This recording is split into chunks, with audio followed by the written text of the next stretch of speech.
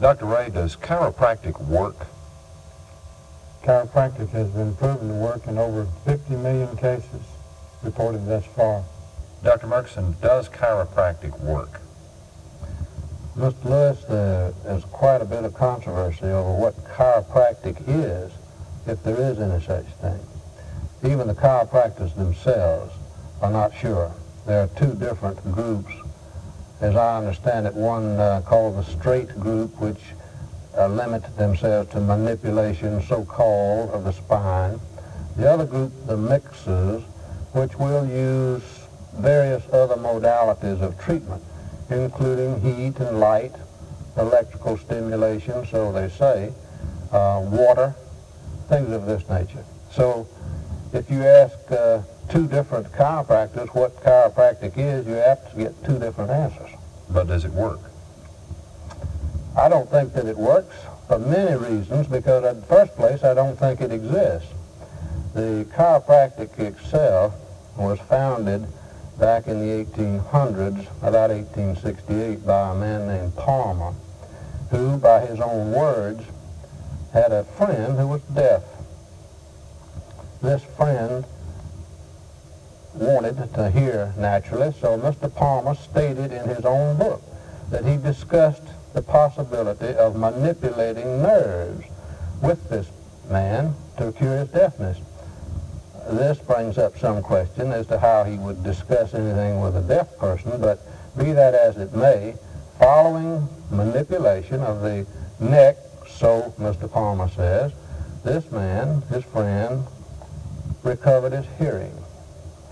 He attributed it, therefore, to a very, very fascinating finding that he had discovered a new way to treat illness, and that is that in this case, he had proof that recovery of the hearing was due to manipulation of the spinal nerves.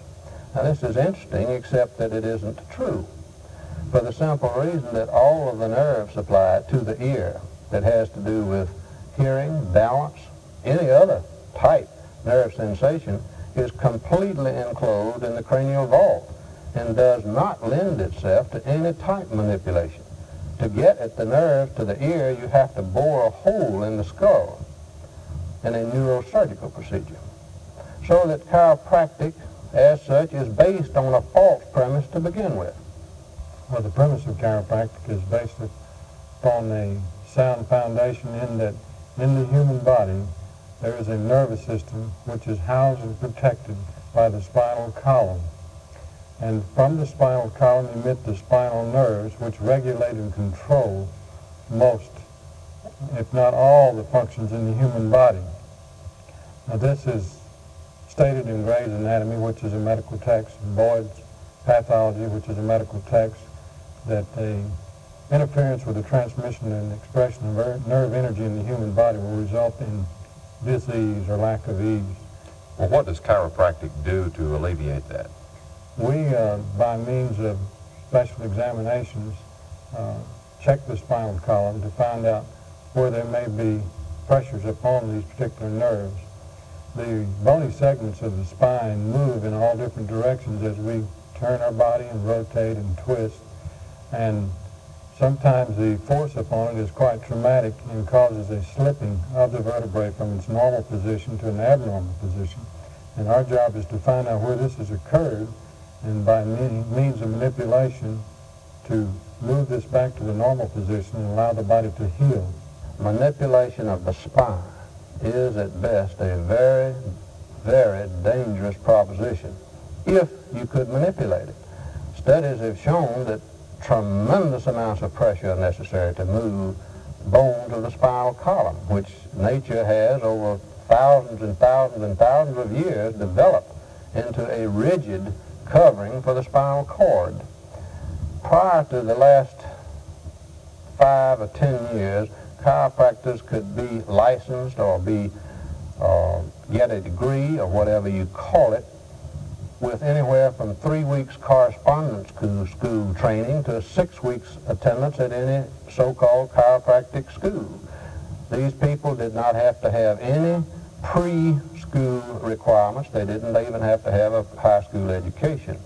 The teachers, even today, in most chiropractic schools are not qualified insofar as education is concerned to teach the subjects they deal with.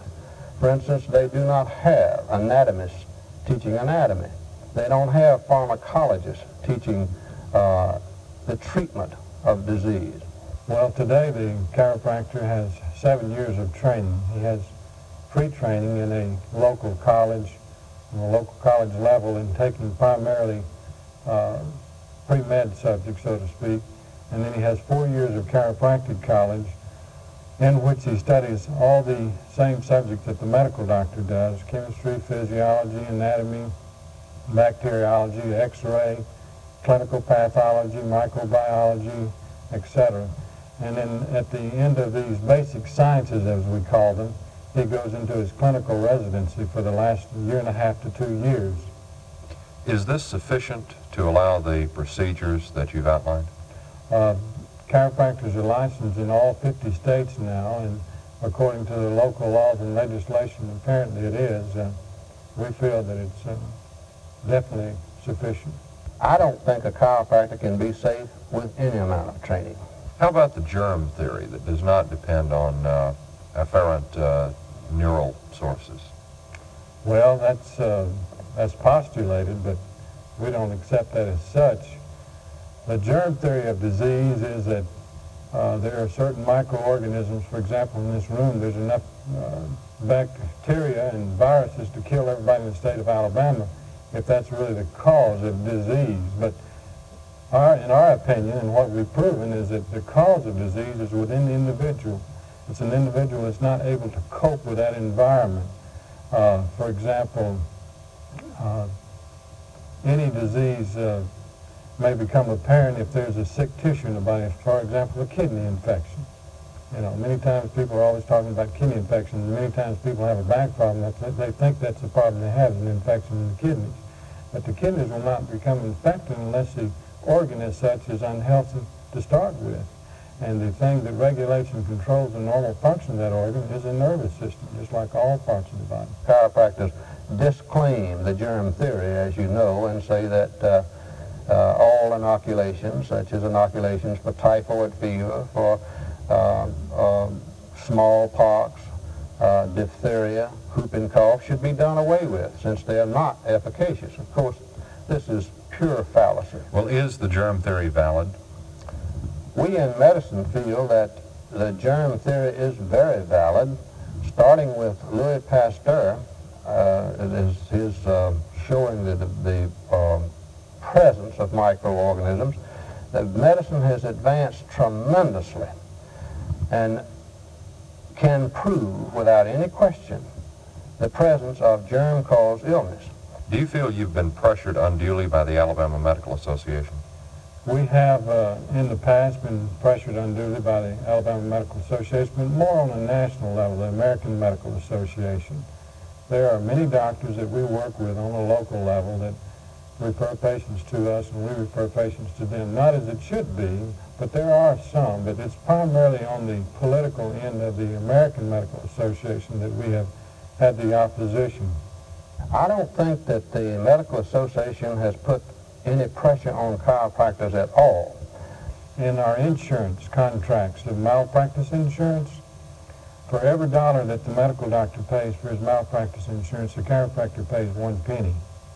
Now, if that doesn't say where the real risk is involved, I don't know what else can say it more clearly. The risk is not in chiropractic. Although I don't recognize chiropractic as a legitimate healing art, since it has no scientific basis, and I have debated the president of the American Chiropractic Association and requested any paper, not papers, but any one paper showing a scientific basis for any claim chiropractic makes, and this paper has not been forthcoming. They do have one thing that I wish the Medical Association has. They have a tremendous public relations department. Chiropractic actually is a political situation, not a medical one. And it is, I think, aptly described as a package where all of the value is in the covering. It's completely empty inside.